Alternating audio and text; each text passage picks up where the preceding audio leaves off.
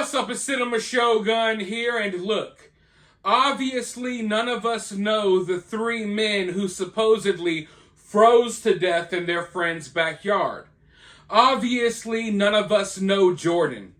We don't know the ins and outs of these people's relationships. We don't know the intimate details of their friendships.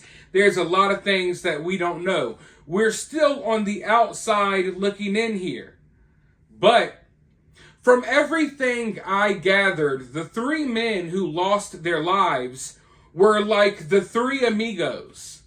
They were good friends. They were like brothers. They were click tight. They did everything together.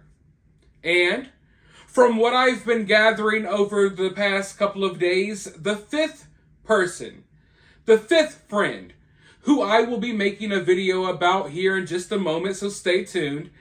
The fifth friend was close to the three men who lost their lives, even closer to them and closer to their families than Jordan. Now, like I said, we don't know everything. I'm not going to pretend to know everything. But from all of the information we have gathered thus far, it looks to me like Jordan was the odd man out when it comes to this situation. Not the fifth friend, not the mystery man who has now been identified, not him, but Jordan was the odd man out in this situation. Jordan was the fourth wheel. I know it's supposed to be the third wheel, but he was the fourth wheel. The fourth wheel that didn't necessarily bring everything together in the way it should. It was kind of wobbly. It was a donut. But it appears that Jordan is like the odd man out in this situation. From what I've heard so far, the fifth friend, he was really good friends with the three men who died. He even knew their families. And listen, all of the families of the three men who died, they all know each other. They all know each and every one of those three guys. But some of them don't know Jordan.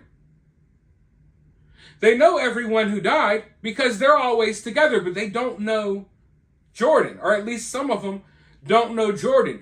In fact, there's been a discrepancy over how long these individuals even knew Jordan. Jordan's lawyer is saying they've been friends since high school. We got some family members speaking out claiming that they didn't even know who Jordan was. We got some saying that, they've just been friends for the last few years. And of course, one of the fathers even stated that his son, who is now dead, told him that Jordan was off mentally, that he wasn't quite right. So when I'm looking at this situation, I really get the feels that Jordan was the odd man out. Jordan was the one that I think was trying to fit in. Regardless if he knew these guys since high school or not, it's clear that they had a closer relationship amongst themselves as opposed to the relationship that they had with Jordan. And I wouldn't be surprised if this was one of those situations where Jordan was almost trying to buy friendship, where Jordan was trying to fit in. You know, someone with the profession that Jordan has, not all the time, but often cases, they're kind of awkward people. You know, they're socially awkward people. Now, that's not always the case. But we have heard from one of the fathers that Jordan was awkward. So, I mean, it makes sense. And you hear things like, Jordan was buying them tickets to the Chiefs game and this and that. And it makes you wonder, was Jordan someone that they kind of hung around simply because of what Jordan had to offer? You know, Jordan has this home that we can go party at. We can get away from our girlfriends, our wives, and our kids for a little while. We can go chill at Jordan's bachelor pad. Jordan's buying tickets to the Chiefs playoffs games. Jordan has money, okay?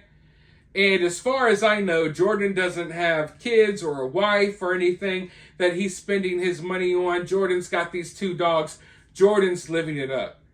So I'm wondering if the three guys who were there, I don't think they were necessarily as close to Jordan as they were to each other. I think Jordan was like that fourth friend that was almost only in the equation because of what he had to offer.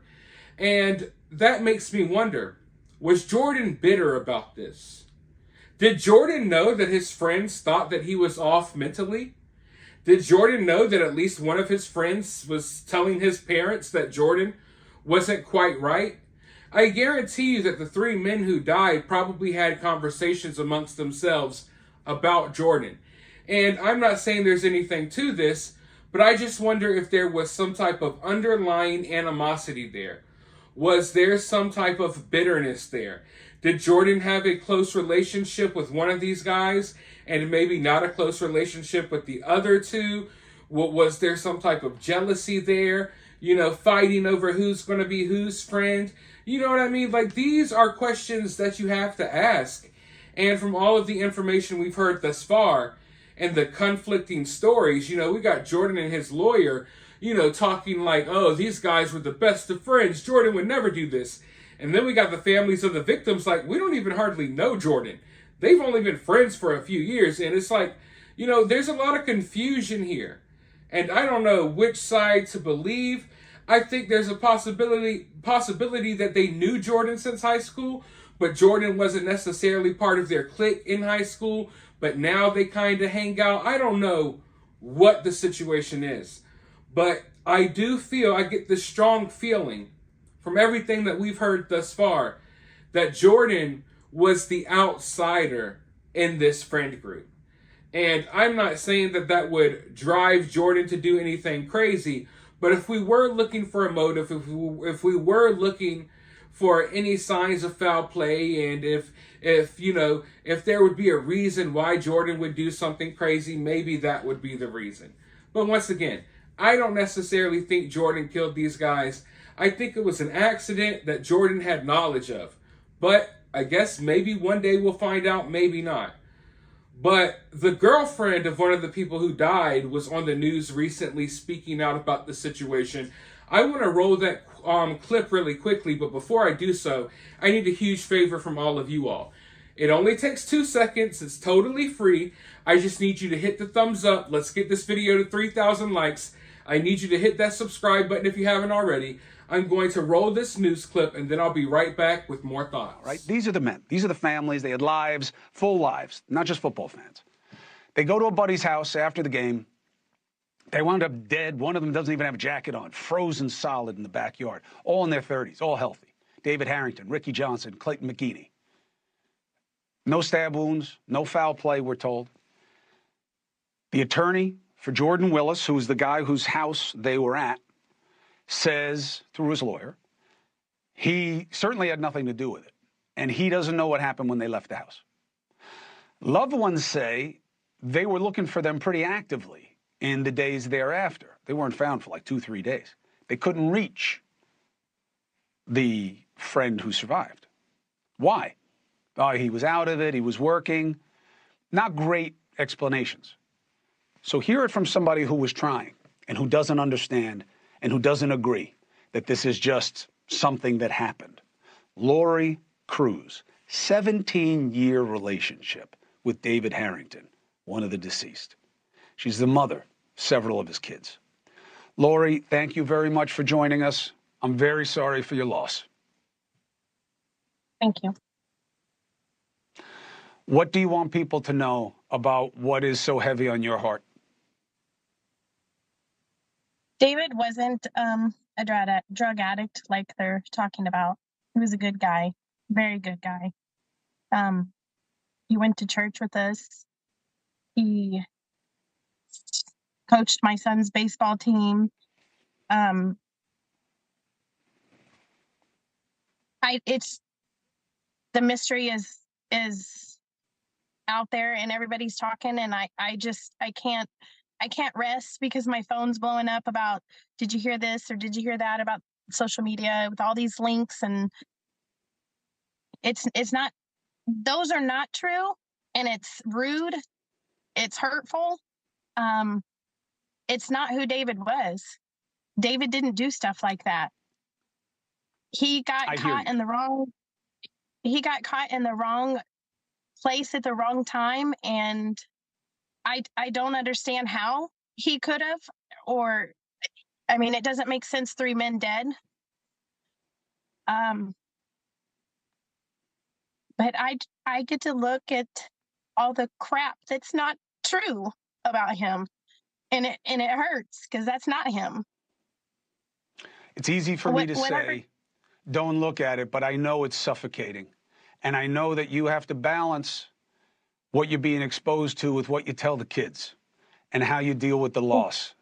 And frankly, right now, while we don't know a lot of things, to me, that matters more. How are you handling that? How are you handling knowing that whatever the explanation is, your guy's not coming home and that you're going to have to explain to the kids? How are you handling that? So I'm pretty open with my kids, and I've told them, and they obviously see on TikTok and such. TikTok's terrible. People are laughing about it, and well, they're laughing because they don't know the people, and my kids see that. So I've been open with them, and we're dealing with it, and we're learning from it. I don't know what's going to come up. I don't know if Jordan gave them something like they're talking about. I don't know if Jordan did give them something, but whatever comes up in it, David did not intentionally do that. David was murdered. Whether it's a drug or it has to be for 3 men to be dead. It doesn't make any sense. It does not make any sense to have 3 men dead laying in the yard and him asleep for 48 hours. I don't know what it is, but I would love to sleep myself. But how can you sleep that long? I mean, I don't even know what to say because I'm so shook and so upset, and I can't rest. I can't sleep. I don't understand. My kids don't understand.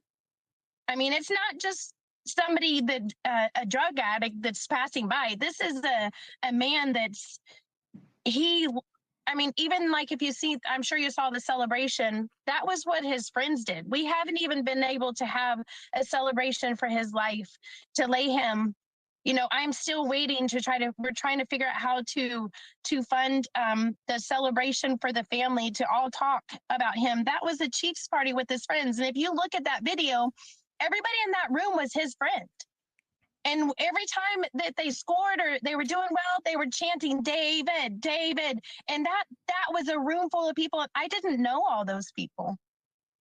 I mean, I knew a lot of them. I've met them before, but I don't know any of those people. That was a lot of people for this person that you guys, not you guys, but necessarily the media or TikTok is, they overdosed on this and overdosed on that, and it's probably this, and they probably were drunk. Well, when I look at these 3 men, I don't see addicts.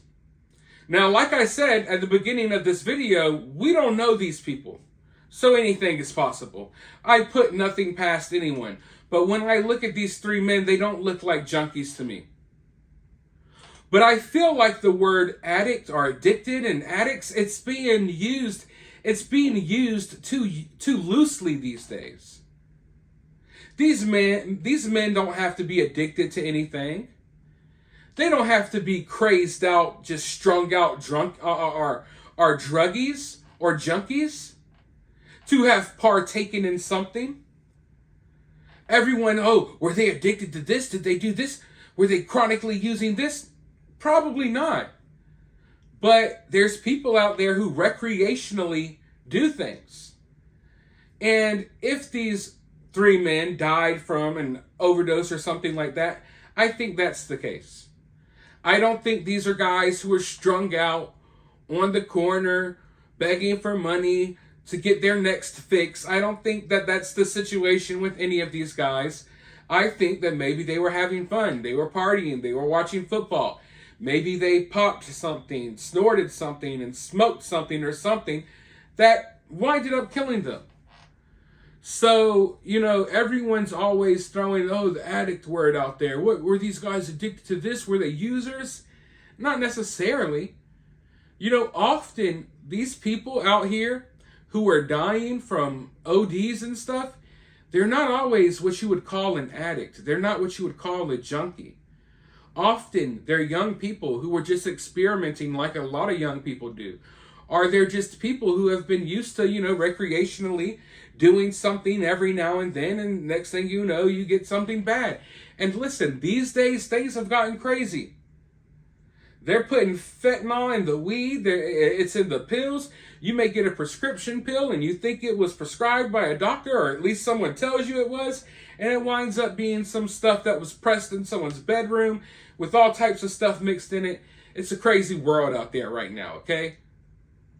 So it's dangerous to do anything. It used to be, you had to worry about the hardcore stuff. If you stay away from the hardcore stuff, you're good. Nowadays, just the party drugs, you know what I'm saying? That stuff is killing people left and right. Because no one values human life anymore. It's all about a quick buck.